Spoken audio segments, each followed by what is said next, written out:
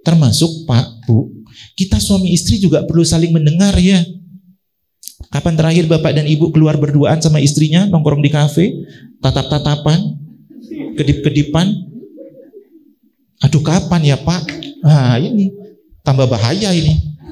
Jangan salah Bu kalau kemudian suami di luar ketip-ketip perempuan lain. Kenapa? Gak pernah Ibu ajak buat ketip-ketipan di kafe. Dulu sebelum punya anak, sebelum menikah, seringnya saya keluar sekarang, gas katanya gitu. Keluar itu cuma di kafe, tatap-tatapan terus. Itu dulu pacaran. Sudah punya anak lali kabeh wis talah. Sing ditatap HP ya. Gimana tidak kemudian terjadi miskomunikasi, perselingkuhan dan segala macamnya. Keluar Pak, Bu, ya. Titip anak-anak ke kakek neneknya sebentar aja, 1 jam 2 jam. Kalau nggak bisa kakek nenek sibuk, nggak ada kakek nenek, paman bibi, nggak ada yang mau dititipi, titip tetangga juga nggak mau, titipkan di sekolah saja. Pasti mau ini guru-guru. Duduklah di kafe itu sebentar. Ya Pak, tenang, ibu itu manusia super irit kok. Kalau sudah ke kafe itu jenengan pesan minuman, tanya istrinya, Mama pesan minum apa? Nggak usah, bawa Tupperware Pak. Aku pesan cemilan aja. Itu ibu itu paling irit itu.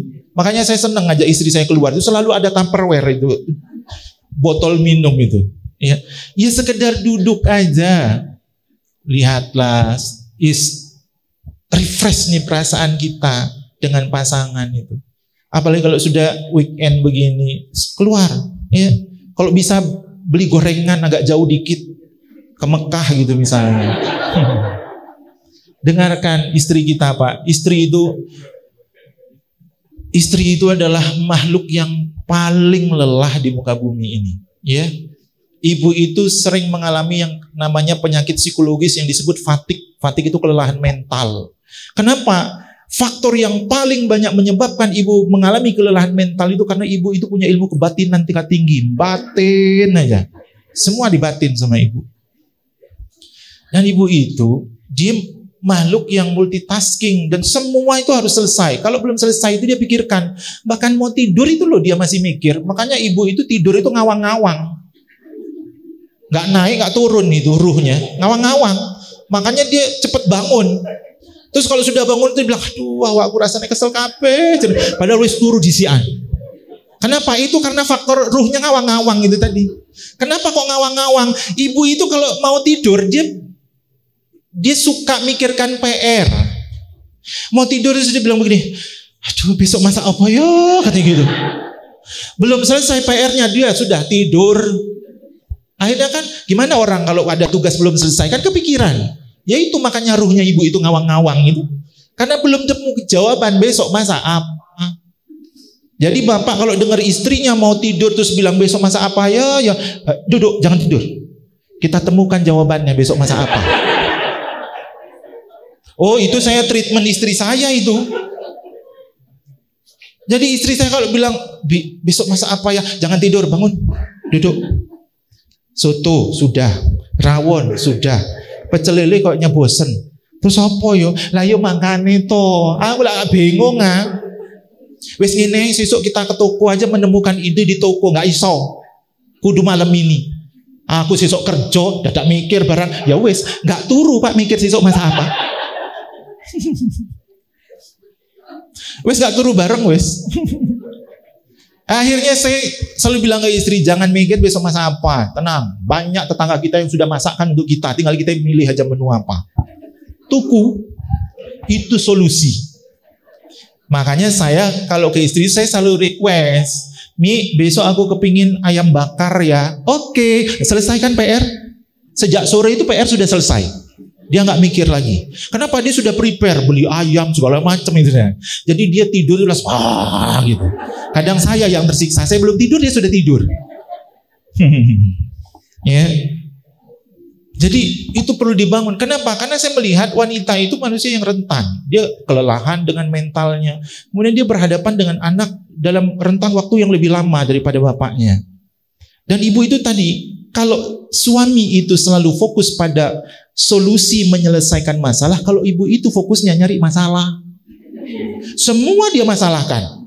Sampai artis yang pakai berlian rugby itu dia yang mempermasalahkan itu. Makanya nggak selesaikan urusan istri kita itu, Pak. Sering-seringlah ngajak dia duduk keluar itu. Kenapa? Biar fresh, ya. Nah, saya bilang, ibu kalau sudah ngomelnya itu durasinya lebih panjang, kemudian dari normal kata-kata yang keluar itu 20.000 kata per detik, itu sudah sampai 100.000 per detik, itu tandanya istrimu butuh healing. Ajak dia keluar. Gak bisa jauh-jauh sampai ke Niagara Waterfall, bawa ke Senggaling, Pak. Itu ada Sungai Senggaling, itu ada air terjunnya. Duduklah di situ. Lagi viral itu, Pak, di jembatan Senggaling itu.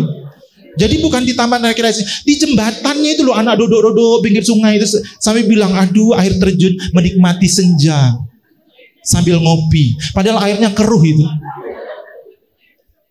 Tapi ibu-ibu itu sudah senang duduk di situ sampai guyang-guyu. Dia sudah bisa update status dengan jepret. Bahagianya di tengah air yang mengalir gitu. Itu dia sudah senang, Pak, pulang guyang-guyu ya, Pak. Pokoknya ibu lah sudah mulai ngomel, bilang aja, mau ikut nggak? Gitu. Itu kata kunci itu. Mau ikut ama? Itu dia mau kemana? Anak duit jalan aja. Tapi dia ganti baju, Pak. Jenengan belum siap, dia sudah bilang, ayo jarene remet tuh. Gitu. Itu sakti, Pak, ibu-ibu itu. Jalan-jalan dengan istri itu gak harus punya duit. Wes salah, jalan aja. Saya, ayo Mi jalan kemana sih? Gak ada duit ngene. Wes salah Mi jalan-jalan tok iku gak bakalan orang tanya, bawa duit apa enggak gitu, gak akan. Ya, jadi pendengar untuk istri ya, Pak ya.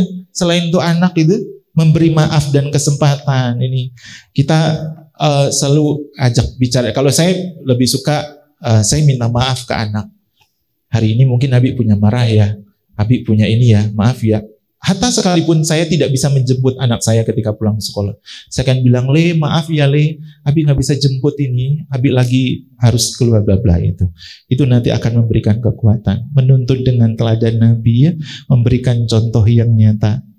Laqad kana lakum fi Rasulillahi uswatun hasanah liman kana yarjullaha wal yaumal akhir wa dzakarallaha katsira. Sungguhnya telah ada pada diri Rasulullah itu suri teladan yang baik bagimu, yaitu bagi orang yang mengharap rahmat Allah dan kedatangan hari kiamat dan dia banyak menyebut Allah. Jadi sudah contoh kita itu Rasulullah. Jangan terlalu banyak teori, fahami saja setiap kata. Seperti tadi, berlaku lemah lembut. Nah, ini kemudian ditegaskan, ketika Rasulullah itu kita jadikan teladan, maka akan Allah berikan rahmat, ya. Dan itu akan menenangkan. Kita gak perlu bingung. Kenapa? Dalam Islam itu semua sudah terjabarkan dengan baik. Semua itu sudah ada, tinggal kita mau ikra atau tidak. Baik. Bagaimana meneladani Rasulullah? Yang pertama, kasih sayang dan kelemah lembutan. Ini ada kisah ya. Rasulullah biasa mencium cucu-cucunya Hasan dan Husain. Ketika seorang sahabat bernama Al-Aqra bin Habis melihatnya dan berkata, aku punya 10 anak tapi tidak seorang pun pernah kucium. Apa kata Rasulullah? Man la yarhamu la yurham. Barang siapa yang tidak menyayangi, maka dia tidak akan disayangi. Maka Bapak Ibu, jangan kau sibukkan dirimu dengan mencari harta sampai lupa waktu, lupa anak, yang akhirnya membuatmu lalai dalam memberikan kasih sayangnya, yang sehingga anak itu akan merasa hidupnya itu sia-sia. Sampai nanti di hari sudah berganti, waktu berputar, kau sudah tua renta, anakmu sudah dewasa, maka dia akan balas semua yang Anda lakukan.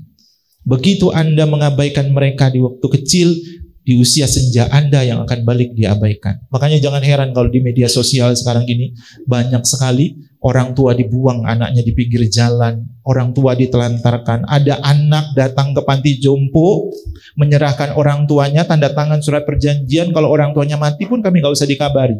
Ada anak yang begitu zaman sekarang. Orang kan bilang anak durhaka itu. Nanti dulu, sebelum anakmu menjadi durhaka, kata Rasulullah, sebetulnya kau sudah mendurhakai anakmu. Bagaimana durhakanya orang tua ke anak? Ketika anak ini kecil, tidak pernah kau penuhi haknya. Dia dapat kasih sayang, dia dapat perhatian. Dia dapat teladan yang baik. Nggak ada. Maka kalau mau muhasabah datang ke Geria Lansia Wajak itu. Saya bawa murid-murid saya bawa orang tua murid ke sana. Mendengar kisah nyata dari orang tua yang dibuang oleh anaknya. Orang tua yang terlantar di sana. Menyedihkan. Dan mereka menceritakan bagaimana kronologinya sampai dia berada di situ. Apa yang dia lakukan. Dan selalu nasihatnya keluar. Nah, nanti kamu jangan sia-siakan anakmu kalau di rumah bla bla bla. Saya ini adalah contohnya. Itu nasihat yang luar biasa. Ya. Jadi anak-anak itu akan memberikan apa yang kita berikan. Kalau kemudian kita memberikan kebaikan, maka dia akan berikan kebaikan itu kepada kita. Tapi kalau kita memberikan keburukan, hatta sekalipun dengan misalnya nih, contoh. Anak ngompol terus ibunya bilang astagfirullahaladzim, dikasih tahu kalau mau pipis itu ngomong, lihat ini malah jadi najis, ayo anak diseret, diangkat, tapi sambil ngomel. Bu, hati-hati bu, nanti begitu kau sudah tua, sudah berangkat saja gemeteran, mau pipis nggak kuat ngompol, anakmu mengulangi hal yang sama. Mama, aduh, mama itu makanya mama pakai pampers, terus ya itu anaknya sampai getok emaknya pakai gayung itu. Karena pengalaman masa kecil itu yang terjadi. Ya. Ringan tapi bekasnya luar biasa itu. Jenengan sendiri ketika mau muhasabah, banyak luka pengasuhan yang diberikan orang tuamu ke Anda, yang sampai saat ini nggak hilang gitu. Nah, anak kita pun akan seperti itu, ya. Maka sayangi ya, menyayangi itu tanpa syarat apapun dia. Sekalipun anak kita harus berbeda dari anak orang lain dengan kondisinya, psikisnya, perkembangan, pertumbuhan. Ini murid-murid saya itu ada yang ABK. Itu orang tua untuk menerima anaknya, kenapa ya Pak Ifir, salah saya ini apa, itu berat. Ya, padahal anak itu juga tidak minta dilahirkan dalam kondisi begitu. Makanya saya selalu bilang, Bu, syukuri Pak, nikmati ini anugerahnya Allah. Anda adalah orang tua yang hebat, yang Allah titipkan anak istimewa, yang ketika Allah berikan pada orang lain, mereka tidak akan sanggup memikulnya. Tapi ketika kau dapatkan anak ini sebagai amanah yang harus kau asuh, kau didik, kau berikan saya, makanya la yukallifullahu nafsan illa wus'aha. Rabbana ma khalaqta hadza batila. Tidak ada yang Allah ciptakan di muka bumi ini sia-sia. Enggak ada. Tinggal kita mau menerima atau tidak ketika kita diamanahi begitu. Dan kita mau menikmati, mensyukuri enggak itu. Nah itu luar biasa. Dan memang hampir rata-rata orang tua shock dengan apa yang harus dihadapi. Tapi ketika dia sudah bisa memperbaiki diri dan niatnya, itu Masya Allah luar biasa. Ya, anak yang tidak dibilang harapan sembuh itu kecil, Masya Allah sembuh. Saya punya pengalaman, siswa pertama kami itu siswa autis, usia 3 tahun, hampir 4 tahun, tidak bisa bicara, tidak ada kontak mata, cuma senang lari sana ke sini nggak jelas. Terus dibawa sampai ke Jakarta, bertemu dengan seorang profesor spesialis dokter anak psikiatri. Dia bilang, anak ini Bapak Ibu mohon maaf harus siap karena seumur hidup dia tidak akan bisa sembuh. Dia akan seperti ini terus. Nangis orang tuanya. Ketika ketemu saya, dia ingin anaknya menitipkan anaknya di sekolah. Saya bilang, anak ini akan bergantung kepada Anda orang tuanya. Anda ingin anakmu sembuh? Kalau Anda ingin anakmu sembuh, maka jangan pernah permasalahkan keadaan dirinya. Kamu tinggal angkat tangan, berdoa sama Allah, dan yakin bahwa kalian punya kekuatan yang Allah berikan. Jangan pernah tanya kapan dia sembuh. Sudah, lakukan apa yang harus kita lakukan. Berikan haknya yang ketika memang dia butuhkan. Sepanjang perjalanan 5 tahun, siapa yang mengira anak itu bisa sembuh? Sembuh. Sekarang anak itu sudah hafiz Quran 30 juz. Bisa sekolah SD normal, SMP normal, mondok dia. Masya Allah, ketika semua orang ketemu dia dan ingat tahu ketika dia kecilnya kayak apa, itu gak ada yang ngira. Makanya sebetulnya kekuatan orang tua itu luar biasa ya. Seperti teorinya seorang dokter dari Jepang, Dokter Suzuka, itu dia bilang, dalam tubuh kita ini ada kekuatan yang luar biasa yang bisa menyembuhkan penyakit apapun, hatta sekalipun kanker. Saya pernah baca itu. Makanya saya bilang, perbaiki caramu memandang, perbaiki caramu berpikir, perbaiki yang paling utama keyakinanmu pada Allah. Allah itu mengikuti persangkaan hambanya. Maka kalau ibu yakin anakmu sembuh, sudahlah. Ketika sudah yakin, jangan pernah ada kata tapi, jikalau, walaupun. No, nggak ada. Makanya saya kalau sudah orang konsultasi, yakin Pak, Bu, yakin. Tapi Pak, stop, saya tidak mau dengar kata tapi. Nggak akan selesai. Yakin itu tidak pakai kata tapi, tidak pakai kata jikalau, tidak pakai kata walaupun, tidak pakai kata seandainya, nggak ada. Wis salah. Bismillah la haula wala quwata illa billah. Serahkan semuanya. Sembuh anaknya. Dan alhamdulillah beberapa anak yang menjadi siswa kami di fase-fase perkembangan dengan gangguan bisa sembuh tanpa harus terapi macam-macam. Terapi yang kita gunakan apa? Kasih sayang. Ya. Nah, jenengan bisa menerapkan itu di rumah. Apa masalah anakmu? Terapkan terapinya dengan kasih sayang. Oke? Baik. Yang kedua, keadilan dan penghargaan. Ya, ada kisah dari Anas bin Malik. Ya, dia menjadi pelayan Rasulullah selama 10 tahun. Selama aku melayani beliau, beliau tidak pernah sekalipun berkata kepadaku. Beliau tidak pernah bertanya, mengapa kamu melakukan ini atau mengapa kamu melakukan itu. Pelajaran yang bisa kita petik, hindari mencela, merendahkan. Kita kadang nggak sadar ya, kita itu suka merendahkan, kita suka mencela anak. Nah, ini yang akhirnya membuat mereka itu menjadi terluka. Mereka menjadi tersakiti.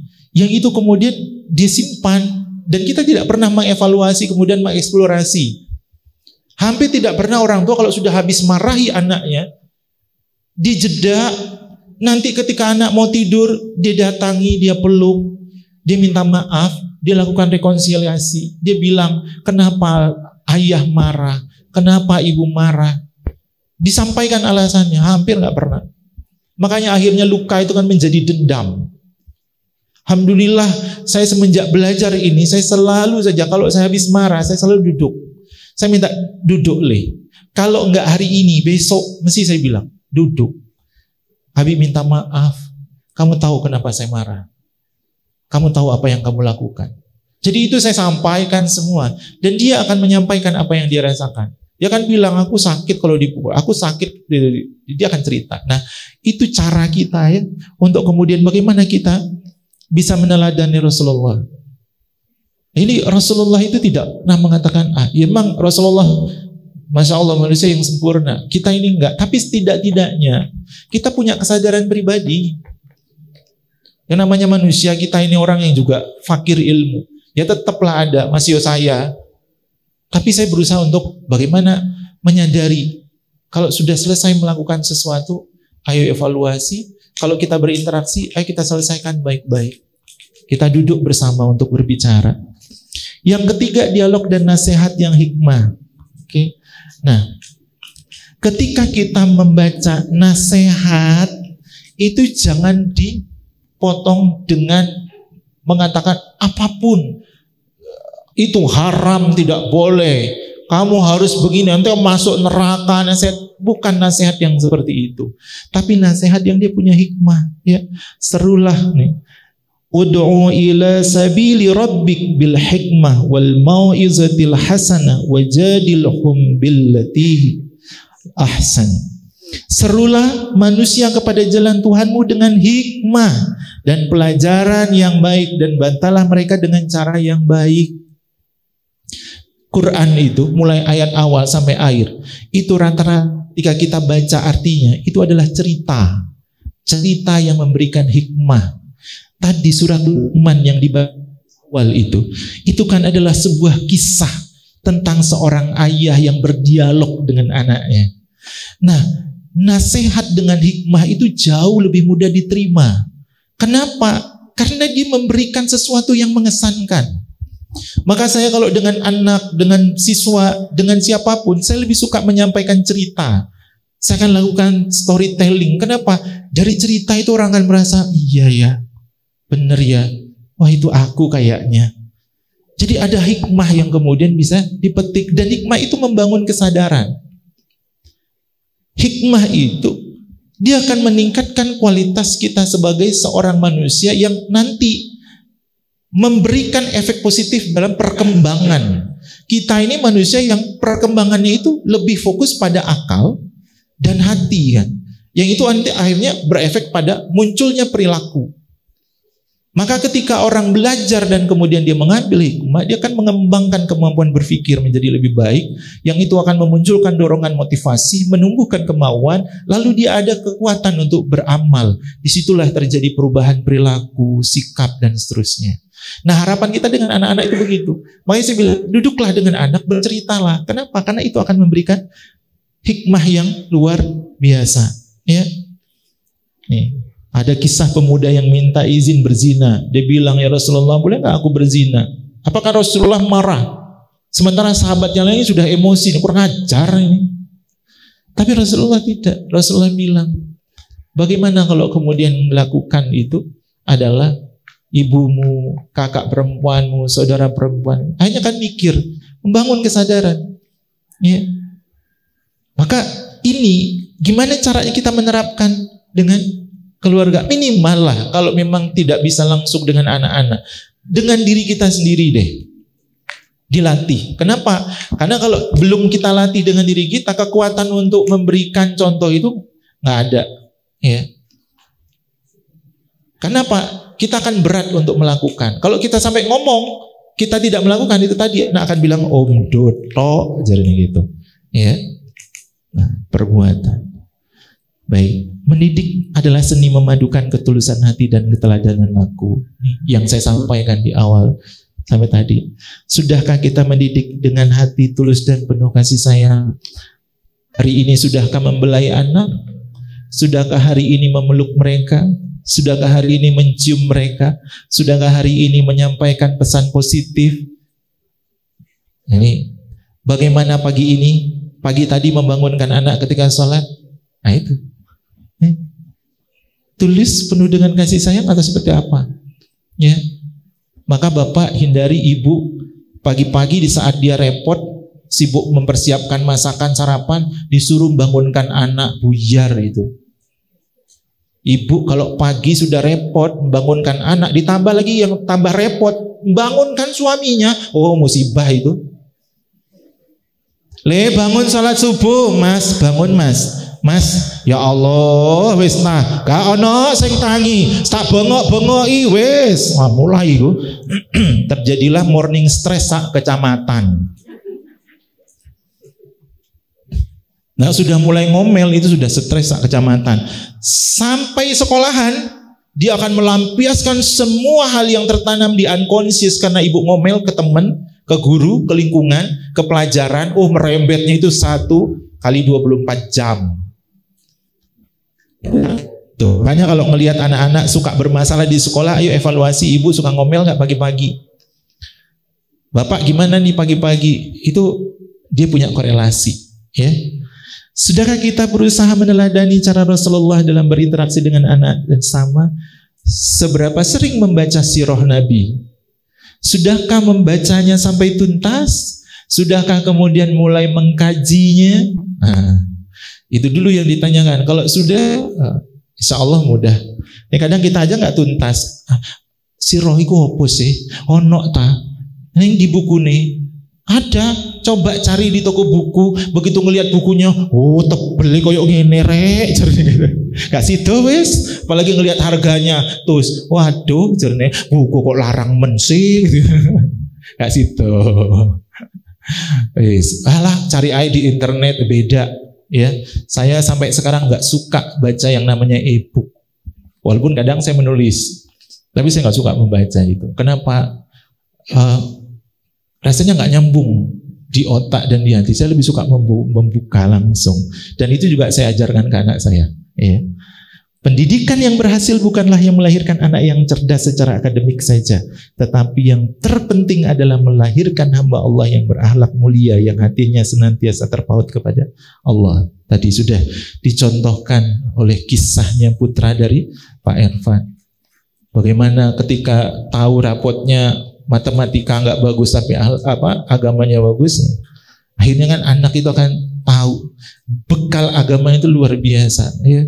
Makanya ibu-ibu, Pak, tolong kalau ngelihat rapot itu jangan dilihat yang kurangnya. Lihat mana yang lebihnya. Dan itu menjadi hal yang harus pertama kali kita banggakan pada anak. Lihat hal yang positif pada diri anak. Keren Kak, ini bahasa Inggris bisa 100, ini gimana caranya? Nah itu. Jangan belum ngelihat, dulu entah. Makanya itu, kan Papa sudah bilang, Mama sudah bilang, belajar, HP anto ai, delok lagi, delok. Iya, terjadilah perang dunia kedua. Gak tahu yang keberapa itu ya.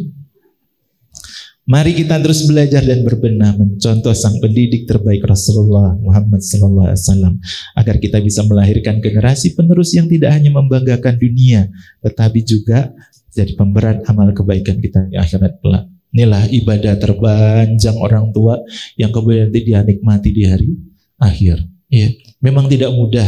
Sekelas Nabi pun itu masih diuji dengan anaknya. Ketika kisah Nabi Yusuf, siapa bapaknya? Nabi siapa bapaknya? Nabi Yakub. Nabi Yusuf dan Benyamin itu dimusuhi oleh saudaranya yang lain karena iri. Ini sekelasnya anak Nabi loh ya. Bagaimana dengan anak kita yang kita ini bukan siapa-siapa? Jangankan Nabi, ketua RT aja kita bukan. Jadi memang akan ada banyak hal yang menjadi ujian untuk kita. Anak, istri, harta, ya, jabatan. Kita harus terima itu dan kita harus akui. Tapi kita juga harus menyadari bahwa Allah titipkan sesuatu kepada kita. Kita ini Allah berikan dua jalan, fujuroha wa taqwa. Kita akan memilih jalan yang mana? Kita ingin memilih jalan yang fujur yang kemudian mengantar kita pada neraka, atau kita memilih jalan yang mengantarkan kita ke surga dengan jalan ketakwaan. Kita sudah ada pilihan. Cuma kadang kesadaran untuk memilih itu nggak ada. Kita takut. Makanya banyak orang yang kemudian milih, aku tengah-tengah aja lah. Nggak ke surga, nggak ke neraka. Emang ono? Bapak Ibu jalan deh itu di tengah jalan raya. Tengah jalan itu ada pembatas garis putih itu. Terus Anda bilang ke Pak Polisi, saya milih jalan di tengah-tengah saja Pak Polisi. Nggak kanan, nggak kiri. Ya mati ditabrak. Ya, itu sudah ditegaskan. Nah kita ini mulai sekarang kesadaran itu ingin memilih kemana. Dan tersampaikan nggak? Saya kalau sudah marah ke anak, saya bilang, saya ingin mengajak kita itu untuk menjadi hamba Allah yang terbaik. Agar kita bisa berkumpul di surganya Allah. Kita ini Allah berikan dua jalan, nak. Kamu mau milih jalan kemana? Ke surga atau ke neraka? Abi bukan manusia yang sempurna, tapi Abi ingin bagaimana caranya kita ini bisa bareng-bareng memilih jalan takwa itu. Maka kalau saya salah, ingatkan saya. Itu saya sampaikan ke anak, saya sampaikan ke istri. Kenapa? Agar ada kesadaran dalam kehidupan berumah tangga. Karena setiap kesadaran yang kita bangun itu akan membuat hidup kita menjadi lebih baik. Itu akan membantu perkembangan psikologis kita sebagai manusia dewasa menjadi ke arah yang lebih baik. Bukan menjadi manusia yang tidak terlihat perkembangannya. Semakin tua bukan semakin baik, tapi semakin bermasalah. Semakin tua bukan semakin dewasa, malah kelakuannya kayak anak-anak. Bahkan anak-anak juga kalah kelakuannya sama orang tuanya. Saking parahnya. Nah ini, maka bangun kesadaran itu. Ya, lihat Rasulullah, bagaimana dia merintis kehidupan, bagaimana dia berjuang untuk umat ini. Insya Allah kita ini umat yang terbaik. Terakhir Bapak Ibu, kita berkembang berdasarkan pengetahuan yang kita miliki. Tapi nih, perilaku sebagian besar itu terbentuk dari bagaimana cara kita memahami pengetahuan yang kita pelajari tadi. Kita banyak belajar. Ya, sekolah itu sampai nggak selesai-selesai, S3. Tapi yang kita pelajari itu nggak pernah kemudian kita pahami. Itu yang menyebabkan musibah di muka bumi ini. Kenapa? Karena dia tahu membuang sampah sembarangan itu menyebabkan banjir dan menjadi sumber penyakit. Tahu dia, dikasih soal itu, semua jawabnya 1000 itu benarnya. Tapi ketika mengamalkan, aduh beratnya. Sudah dibilang dilarang membuang sampah di sini, ya pancet. Nah, di bawahnya itu banyak sampah. Kenapa? Karena dia belajar hanya untuk just to know. Hanya sekedar tahu, bukan untuk memahami. Nah, ini yang paling penting. Maka nanti ketika sudah di rumah, bangun kesadaran anak kita. Ketika belajar, dia juga memahami. Ya, karena ini yang paling penting. Negara kita ini disebut negara yang mengalami disebut dengan functionally illiterate. Jadi rata-rata anak-anak kita, warga negara kita ini pintar membaca, bisa membaca, tapi kemampuan memahaminya buruk. Ya, jadi hanya sekedar tahu membaca, selesai, ya sudah. Dia belajar hanya untuk tahu menjawab soal ujian. Begitu selesai ujian, sudah lupa semuanya. Termasuk juga berkembangnya sekolah-sekolah tahfiz. Ini survei saya. Anak-anak di sekolah tahfiz itu rata-rata mereka pintar menghafal. 30 juz hafiz itu banyak. Tapi itu hanya sekedar sebuah pengetahuan yang nempel di otaknya dia tanpa memberikan efek apapun pada perubahan perilaku. Termasuk berpikir. Yang saya sampaikan anak 7 tahun itu tadi, yang mengalami bipolar. Jenengan tahu dia hafal Quran berapa? 15 juz. Hafal dia Quran. Tapi ternyata itu tadi. Makanya kita functionally illiterate ini berbahaya sekali. Sebenarnya Al-Quran itu baik. Tapi kadang ekspektasi dan rasa ujub orang tua ketika dia memaksa anaknya untuk hafal Quran. Sementara ini case-nya banyak. Orang tua itu nitip anaknya ngaji, menghafal Quran, tapi di rumah tidak pernah memberikan keteladanan. Bagaimana orang tua itu mendahulukan Al-Quran? Akhirnya anak hafal 15 juz, hafal. Tapi hafal setelah itu sudah hilang. Berbeda dengan orang-orang yang memang murni penghafal Quran. Contohnya misalnya pemenang Hafiz Cilik itu. Siapa namanya? Yang dari Bangka Belitung. Ingat nggak? Musa. Musa itu saya ketemu dengan orang tuanya, bapak ibunya. Pernah ketemu di bandara, ngobrol banyak karena sama-sama menunggu flight penerbangan. Saya melihat orang tuanya itu memang benar-benar menghidupkan Quran. Jadi ketika berbicara, TV nyala itu dibilang, "Pak, maaf kita geser yuk." Kenapa? Saya tidak mau anak-anak saya terkontaminasi dengan hal yang tidak baik. Nanti hafalan mereka terganggu. Dan ibunya itu ketika saya ngobrol sama bapaknya, ibunya itu telaten sambil murojaah dengan anaknya. Karena bapak ibunya memang penghafal Quran. Jadi anak itu Masya Allah, mereka itu 5 bersaudara kalau nggak salah. Semuanya luar biasa. Seahlaknya itu loh. Itu yang saya salut. Adabnya itu Masya Allah gitu. Kenapa? Karena Quran hidup. Lah di sini, di kita. Kebanyakan orang tua itu untuk bangga-banggaan. Yes, dia tahu anaknya hafal Quran 15 juz. Tahu, sudah. Tapi kemana juz itu hidup? Nggak ada, nggak tahu. Orang tuanya pun suka memberikan janji-janji. Nanti kalau hafal tak kasih HP. Nanti boleh main ini. Akhirnya anak itu tadi belajar hanya sekadar just to know, menyelesaikan tanggung jawab. Dia hanya ingin melaksanakan keinginan orang tua. Selebihnya tidak ada bekas. Fahami apa yang kita pelajari. Ya, maka ketika kita memahami, insya Allah nanti Allah berikan kemudahan untuk menjadi teladan bagi semua. Wallahu a'lam bishawab. Terima kasih. Mohon maaf sudah sampai jam 11.